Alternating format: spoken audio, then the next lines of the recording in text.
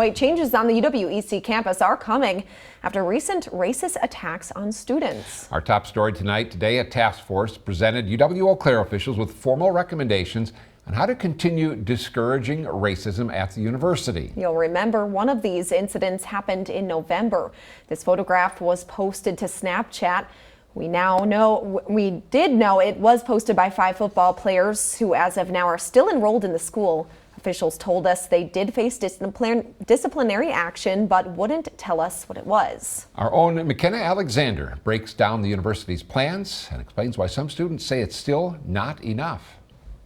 After not one, but 2 racist incidents last fall, UW-Eau Claire officials say they've spent hours conducting surveys, meeting with stakeholders, and researching some of the best practices for tackling racism on campus. But one of the victims of a recent racist attack says it's not enough. It's an excuse. That's what it is.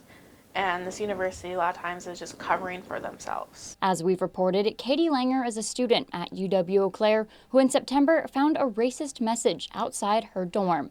Leaders from the Equity, Diversity, Inclusivity Rapid Action Task Force, or EDI, which was put together specifically to tackle recent racism on campus, summarized its final report Wednesday.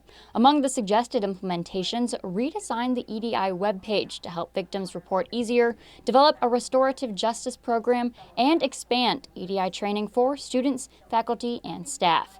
UWEC officials acknowledge the problems on campus can't be solved immediately, but that this report is just the beginning. One of the things that's important to understand is that while the recommendations are exactly what I think we need, it's part of a larger long-term strategy. We are not going to change the entire culture of the history of the university in a matter of 3 to 4 months. That's why it's important that we take these recommendations and build that up into a much larger strategy. It is my intention to work closely with Dr. Anderson and with my executive team to assure that we take action this semester so that we indeed can make progress in our commitment to a more equitable, diverse, and inclusive campus community. While the campus changes remain in the early stages, Katie says the proposal lacks integrity. Do they actually learn? Most of the time they don't. They will continue to act like that. The more they learn they can get away with it, the more it increases. She says education and training is not enough to solve the problems surrounding racism.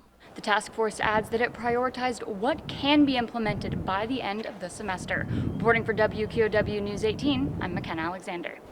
The chancellor says that 2 campus forums will take place Monday for faculty and students to discuss the recommendations further. Now, if you want to attend, they are both. One will be held at noon, actually, and one will be held at 3 p.m.